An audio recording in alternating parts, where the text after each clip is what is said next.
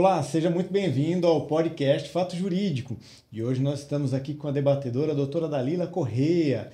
E também, como convidada, nós temos aqui a doutora Jaquelina Naldoni. Doutora Jaquelina Naldoni vai trazer um tema sensacional. Nós vamos falar da execução trabalhista, que é um tema muito polêmico e que também muito necessário para garantir a satisfação do crédito do reclamante, do trabalhador. Seja muito bem-vinda, doutora Jaquelina. Bom dia, boa tarde, boa noite. Muito obrigada pelo convite, doutor Targini, doutora Dalila, muito obrigada. Não por isso, e como debatedora nossa aqui também, a doutora Dalila Corrêa. Seja muito bem-vinda, doutora. Obrigada pelo convite. A área que eu atuo tem como é que eu posso dizer? Familiaridade. Tem familiaridade com o direito do trabalho, porque previdência e trabalho sempre tem alguma correlação, caminham juntos. É um prazer ter a doutora Jaquelina junto com a gente, doutor Targino. E execução trabalhista é a melhor fase, porque é a fase que já está dizendo que o processo finalizou, que a gente vai receber alguma coisa, ou tentar, né? Então, agora a doutora Jaqueline vai dizer que não é bem assim, né? Às vezes você ganha, é o famoso ganha, mas não leva. E a doutora Jaqueline é a pessoa ideal para tratar desse assunto, né, doutor Targino? Sem contar da experiência, né? Sim, Eu não trouxe o currículo da doutora Jaqueline aqui, mas a doutora Jaqueline passa de 20 anos de trabalho nessa área já? Sim, como formada, já passo de 20 anos, mas eu já trabalhava antes com meu marido, que tem 50 anos de advogando, né? E só em São Paulo nós já estamos há 37 anos, então já é um caminho, mas é sempre um aprendizado, é esse aprendizado constante. Pensar que saiu da faculdade, terminou o curso, acabou, lê do engano, tem que continuar estudando. E a gente é um eterno aprendiz. Sem dúvidas, principalmente na nossa área, na área jurídica, né? Doutora, contextualize para a gente, fala um pouco do tema que nós vamos adentrar aqui agora, como que é esse universo aí da execução trabalhista? Então, nós temos um panorama atual de execução que o país, na sua essência, é um povo que deve muito. Nós temos quase que, pesquisas indicam que nós temos 30% de devedores. Isso também acontece com a empresa, né? Mas estamos aí caminhando com um processo trabalhista, já que nós temos o povo brasileiro, por essência, ele gosta de judicializar. Então, é um processo desafiador, mas é um caminho e que isso acontece com todos nós, com todas as empresas. O escritório da senhora com o seu esposo, vocês defendem reclamadas ou reclamantes ou defendem ambas as partes? Nós defendemos só reclamantes, porque nós entendemos que se eu começar a mudar, ora eu estou defendendo a empresa, ora eu defendo o empregado, eu começo a ficar muito vulnerável. Então, nós preferimos nos dedicar somente ao reclamante. Então, o escritório trabalha só com o reclamante. Temos outras áreas de parceria, como direito civil, tributário, mas esses são em parcerias. Mas o escritório trabalha só com reclamante mesmo. E, pegando um gancho, já que nós estamos falando de execução trabalhista, eu estava tendo, porque o grande problema do processo é a execução. O gargalo do judiciário é a execução. Então, o escritório estava com um passivo muito grande. Eu procurava, porque a execução ela é um trabalho de formiguinha, ela é um trabalho de pesquisa, ela é um trabalho de investigação, é um trabalho que não pode ter pressa, é de estratégia.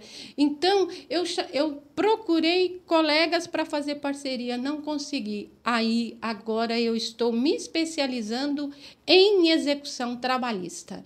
E comecei uma pós, mas aí estava muito puxado, dei uma parada, mas eu continuo num outro curso, em um grupo que se chama execução efetiva. Então, ali só tem ninja em execução. Então, temos bastante dicas e troca de experiência. É mais praticamente um network. Muito bacana. E aí fica uma dica já no começo do podcast. Você que é um jovem advogado, uma pessoa que está buscando especializar o seu escritório, olha a sensibilidade. Eu advogo só para reclamante ou eu advogo só para reclamada? Existe sim um diferencial muito grande. Porque às vezes você vai advogar para um e para outro e eventualmente a sua linha de raciocínio para reclamante você não vai poder aplicar na reclamada. E às vezes se perde em meio aos processos com relação a isso. É um posicionamento importante que a gente vê jovens hoje se posicionando dos dois lados. Eu sou reclamante e reclamada. Isso prejudica. Porque ele não fica nem tão bom no reclamante e nem tão bom na reclamada. E acaba perdendo uma coisa ou outra ali, acaba tendo um ponto de vista que pode passar batido. Fica a dica da doutora Jaqueline. Doutora Dalila? É que quem está começando na carreira, aí dá tiro para todo quanto é lado, né? É verdade. No popular brasileiro. Mas o fato da especialização em uma determinada área é fundamental, porque você especializando, igual o doutor falou, você pegar hoje um criminal para fazer, posso fazer com excelência. Só que eu vou ter que parar, mudar o reloginho ali e falar, agora você vai pensar como criminalista. É difícil. Na área ainda eu consigo fazer trabalhista e previdenciário, porque, igual eu falei, tem uma certa semelhança. Você consegue ainda atuar. Se conversa, né? Se convergem.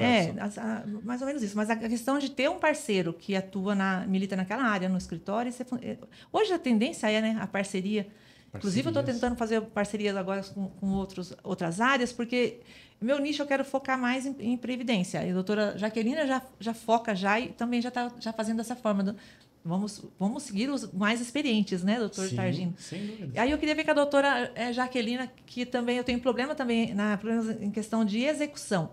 Tenho processos que eu ganhei e que ao longo se você pesquisa tudo quanto é tipo de Banserju, de tudo quanto é tipo de pesquisa que você faz, que tem disponível para a gente no mercado, e não encontra. A doutora, qual que é o segredo aí para poder conta para a gente, né? Qual que é o segredo aí para a execução hoje, atualmente, que tem vários tipos de execução, de formas de conseguir chegar ao efetivar, né, o crédito aí perante o reclamado. É aquilo que a gente disse, né? A execução, a prestação jurisdicional só se efetiva mesmo com a entrega do bem, com a entrega da coisa, com a entrega do crédito do reclamante satisfeito. A execução, ela é um processo, por isso que eu falo que a gente precisa de especializar. Execução é um processo lento, é um processo de estratégia. Não adianta... antigamente eu tinha... Antes de fazer esse curso, eu tinha a ideia de fazer um pedido grande. E aí eu aprendi, não faça esse tipo de pedido, que ali você está fadado a queimar a sua execução ali. Porque tudo que se fizer depois, isso já foi pedido, já foi indeferido, já tem decisão sobre isso. Então, a execução, para se efetivar, ela precisa de seguir um rito, seguir um caminho. Eu começo como? Eu começo pedindo o Cisbajude.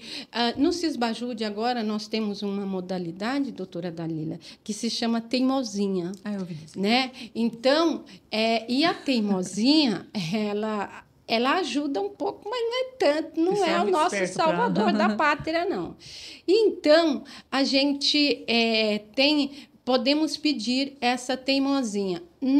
A Justiça Civil e o trabalhista diferem, os dois diferem. Mas eu já vi em casos nossos em que o juiz não deferiu a teimosinha ao fundamento de que, doutor Tagini, que a teimosinha iria prejudicar o devedor, porque ele não iria saldar a sua dívida com os funcionários, com os outros encargos. As dívidas Ora, e o reclamante, e o crédito trabalhista que está ali há tempos? Então, e a teimosinha, só dando um ampassando, a teimosinha ela veio para que fique ali, a conta do devedor, ela fica ali monitorada 12 horas por dia. Ao contrário de que muita gente pensa que é 24 horas durante 30 dias, não é tudo isso. Eu já vi dizer que eles tiram... Tem como burlar a teimosinha, né? Ela só funciona das 7 da manhã às 7 da noite. Então, nesse período, tudo que entrar na conta do devedor realmente vai ser bloqueado. Mas o que se movimentar no período noturno, das 19 horas às 7 do dia seguinte, isso não vai ser monitorado. Então, aí nós também temos, doutora Dalila, a faculdade de fazer essa execução buscando o Poder Judiciário, com o auxílio do magistrado, ou posso ir iniciativa própria. Como é que eu faço isso? Eu vou no tribunal, no site do Tribunal de Justiça e verifico se aquele meu devedor é credor num processo lá. Eu tive casos, eu estava ouvindo um podcast do colega falar sobre precatórios e tal. Precatório é mais demorado. E esse precatório, foi uma desapropriação que aconteceu em 1974, agora que eles estão recebendo. E a nossa salvação foi que eu fiz uma busca pelo nome do sócio da empresa e percebi que ele tinha esse crédito no precatório. Então, eu fui lá e pedi uma... Isso eu não preciso do juízo para fazer. Eu sei que o meu devedor ele tem um imóvel aqui e que também nós temos dificuldade na penhora de bens impenhoráveis, mas... Eu descobri que aquele imóvel ali é do devedor e que ele está locando. Eu posso buscar um contrato de locação. É dele? Então, o que eu vou fazer? Eu vou no registro de imóveis e procuro. Se eu tiver o CPF, melhor ainda, porque aí, se eu fizer uma pesquisa, vem todos. Se não, se eu quero só daquele imóvel, eu posso ir no registro de imóveis de competência daquele imóvel e falar, olha, eu quero uma certidão de propriedade desse imóvel aqui. Então, isso vai me ajudar. Isso eu não preciso, eu vou estar agilizando a minha execução sem a necessidade da prestação jurisdicional. Eu vou fazer um pinga-fogo desse tema daqui a pouquinho. As senhoras não sabiam, mas a área de especialização do meu escritório é direito empresarial. Então, nós defendemos o outro lado da mesa. Então, dois contra um aqui, eu farei daqui a pouco um pinga-fogo. Não vou fazer esse tema agora, mas, inclusive, falando sobre a teimosinha, né? Bom, já vamos trazer aqui para a mesa já. Já comecei, não adianta, começa agora coloca. O que acontece?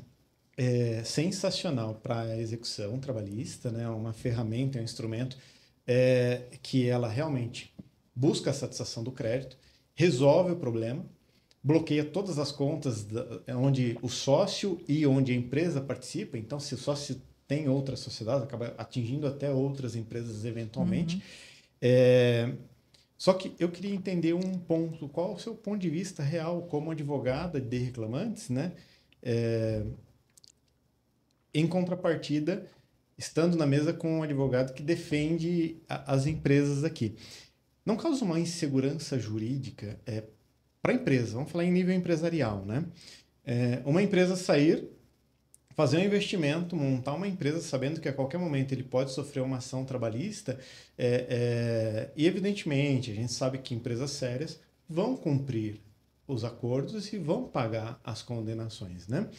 Só que nós já vimos caso em que foi determinada a teimosinha, não foi nem 30 dias. É uma teimosinha, hoje, você pode ficar com uma conta bancária bloqueada por 1 ano. E aí, o empresário tem recebíveis recorrentes, esse processo não teve acordo, não teve uma solução para ele e determinou-se os bloqueios. No primeiro mês, ele já deixou de pagar todos os credores e empregados. No terceiro mês ele quebrou. E aí ele chega no escritório e fala, tá aqui, ó, meu passaporte, meus documentos, pode entregar tudo para essa juíza. eu não vou sair do país. Ela E já me tem aquele, no quebrou. caso, e várias outras ações trabalhistas Porque daí futuras, começou, né? Daí com o mesmo começa- advogado, começa por a cair sinal. tudo. Exatamente. Porque a senhora sabe que o advogado trabalhista, ele pega um veio ali, Aham, é aí já vai. descoberta do ouro. E ali ele pegou É aquele... uma mão com açúcar, né? Ele que o pegou pessoal aquela diz. empresa, deu certo uma ação e ele conseguiu prosperar naquela ação, ele vai acabar pegando os outros funcionários. E isso ocorreu, é uma situação fática. E aí, a minha indagação com relação a este sistema da teimosinha não gera uma insegurança jurídica para o empresário, para ele investir aqui no Brasil, olhando com esse viés. Lógico que com o viés do reclamante é sensacional. Resolveu o crédito. Só que mesmo assim, era um crédito milionário, nós estamos falando de um crédito de 1,5 milhão, e que perdeu-se o processo, a Tardino Advogado assumiu esse processo algum tempo depois, já não tinha mais o que ser feito, só que aí já estava numa fase bem delicada. Ele chegou literalmente no meu escritório e falou, tá aqui, ó, meu passaporte, pega tudo. Entrega lá para ela, porque eu perdi a dignidade enquanto empresário. Quebrei a empresa. Como Doutor funciona Targino, isso? eu acho o seguinte, em relação a isso, minha ponderação é que eu acho... tem muitas empresas que elas participam de... Eu já advoguei bastante trabalhista também no início da carreira. Eu peguei muito processo de prestadora de serviço. Aí ela abre um prestador de serviço, participa de licitação da prefeitura, contrata um monte de pessoas com serviços braçais, que trabalham com valores Pagam bem salário irrisório. Exatamente. E ainda quando pagam, né? Aí não recolhe INSS, não recolhe FGTS e toca a empresa. Aí acontece, quando ela sugou o que tinha daquele funcionário, ela fecha aquela e abre uma segunda. Aí ela joga, agora você vai sair dessa, vai entrar nessa. E vira uma cadeia, porque eu tenho um processo que acabou entrou em falência porque a recuperação judicial não existiu. Mais de 20 e poucos bilhões de dívida. E aí o que acontece? Você vai lá, habilita, tem milhões de pessoas. Então, todo mundo é banco, é todo mundo habilitando. Eu acho assim, a situação, o cenário que o doutor passou é excelente, retrata mesmo. Só que por conta desse tipo de empresário... Dos maus, né? Entendeu? Que é criado esse tipo de como é que se fala? De saída, né, doutora? É por conta dos maus empresários. Exatamente. E também eu reconheço que sim. Não questiono isso. Porque, infelizmente, a cultura do empresário brasileiro sempre foi uma cultura de explorar. E esses sonegam tudo, sonegam INSS. Exato. Que depois que você tem que entrar com uma ação lá para poder... Porque o INSS não vai estar constando o recolhimento no CNIS, não existe no mundo jurídico para eles. Aí eles ficam sem a proteção, aí você tem que entrar com uma ação sozinho, não vai conseguir, aí você tem que entrar com uma ação previdenciária para poder resguardar o direito dele, cuidando da parte previdenciária que eu digo. Então, é muito complexo, né? Tanto na parte do reclamante quanto a parte da reclamada. Doutora Jaqueline. Defenda. É um pinga-fogo, eu só coloquei aqui um pinga-fogo na mesa. Então, só pra... e assim, no meu entender, não há uma insegurança jurídica. Primeiro, que o empregador ele teve a oportunidade de se fazer um acordo lá atrás. No processo de conhecimento, ele teve a condição de fazer um acordo. Depois teve a execução, ele tem a oportunidade de pagar 30% e a diferença, o saldo devedor, ele pagar em até 6 vezes. Ele deixou passar tudo isso. E o que acontece? E daí também, o que acontece é que o brasileiro ele tem o hábito de pensar que ele vai levar tudo enrolando, empurrando com a barriga. E que esse processo nunca vai dar certo. Só que, por outro lado, né, doutor, eu vou só abrir um parêntese aqui, vou voltar aqui nesse tema que ele é por isso que eu não consigo defender a empresa, porque eu sou realmente uma defensora do direito de trabalho reclamante, e não me vejo, eu acho que não estou sendo leal comigo mesmo. Ou você defende um ou defende o outro, porque são direitos opostos. Sim. Não se combina. Então, porque nós também temos aqui, doutor, um problema de uma prescrição intercorrente que, graças à Lei 13.467, veio uma prescrição intercorrente aí que acabou, e nós temos no Tribunal Regional do Trabalho da 2ª Região, que tem magistrados, desembargadores, que estão aplicando a prescrição intercorrente, mesmo tendo comprovação nos autos de que não foi inércia do reclamante, mas sim porque não conseguiu localizar o devedor e localizar patrimônio desse devedor, dessa empresa, desses sócios, porque tem a desconsideração da personalidade jurídica para ir em cima dos sócios. Então, vejo que não há essa insegurança, porque o empregador ele teve várias oportunidades de resolver aquela pendência. Por outro lado, ele também o empregado não faz parte do lucro, portanto, ele também não pode fazer parte do prejuízo. Isso faz parte do risco do empregador. Isso faz parte do risco do empreendimento. E tanto é que isso, pegando um pouco lá da minha introdução, o empregador, sabendo dessa possibilidade de ter um processo, e aí vai o compliance também de reduzir esse processo, esse passivo trabalhista na sua empresa, ele já coloca nos custos dele essas ações trabalhistas. Portanto, no meu sentir, não há insegurança, já que nós demos toda a oportunidade para essa empresa. É claro, e nós temos também hoje grandes empreendimentos, grandes empresas, ela tem uma conta que tem um saldo lá que ela indica para penhora, né? Então, não vejo, tem as oportunidades. Aí, então, não vejo como uma insegurança jurídica, não. É por isso que eu joguei como pinga-fogo aqui. Na verdade, faz sentido. Agora, é lógico que, é o que eu comentei, historicamente, o Brasil formou muitos maus empresários, né? Empresas realmente que são exploradoras, como a doutora Dalila trouxe, empresas que fazem por sacanagem.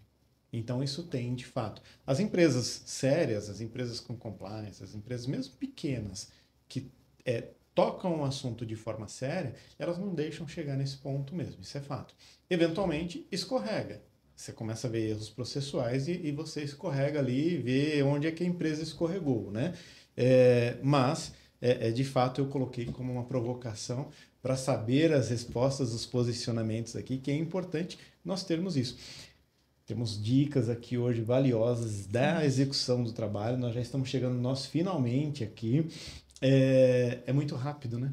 É muito rápido. Eu pensei em falar tanta coisa quando eu fui convidada a falar da prescrição intercorrente, que eu sou apaixonada por esse tema. Pensei em falar da recuperação judicial e acabei não falando nada. Não, nós vamos ter outros podcasts, pode ter certeza que a senhora já está convidada para a gente tratar desses temas. Eu sou apaixonado por prescrição intercorrente também, em benefício, não no trabalhista, mas em benefício dos tributos e das empresas que defendemos também. E é um tema sensacional para se explorar, inclusive, para quem é jovem advogado e está iniciando carreira, dá uma olhada na questão prescrição intercorrente. Mas na prescrição intercorrente, foca um pouco na questão tributária, só para você dar uma sondada em termos de oceano azul, onde se pode trabalhar. Para você que está entrando na carreira, para você que está chegando, tem muita coisa legal para se trabalhar e trabalhar de forma íntegra, trabalhar de forma honesta, de acordo com a legislação. Então, é um tema sensacional para a gente trazer aqui para o podcast também, doutora Dalila. Muito bem. Caminhando aqui para o nosso finalmente, doutora Jaquelina, traga, por gentileza, as suas considerações. Eu pedi para a senhora falar olhando para esta câmera aqui. O seu recado para quem está entrando na carreira, para a jovem advocacia, para os colegas em geral. A palavra é sua. O que eu falo? A advocacia tem que ter paixão. Escolha um nicho, é aquilo que a gente começou falando. Não fica pulando muito de galho em galho, porque acaba se perdendo. Então, escolha um nicho e vai. Errar, você vai errar. Pede ajuda para o colega, participa dos grupos de network, que tem muita troca de experiência. Às vezes você vê com um olhar, eu vejo com outro. Então, eu acho que o jovem advogado, porque nessas alturas, hoje em dia, com tanta tecnologia, com tanta modernidade, nós somos sempre eternos aprendizes. Estamos aí com a inteligência artificial, que nós, velhinhos, estamos correndo atrás para não perder o bonde, porque o negócio pega. Então, é que se escolha um nicho e tenha amor pela advocacia. Não faça com emoção, deixa a emoção, mas tenha aquele processo como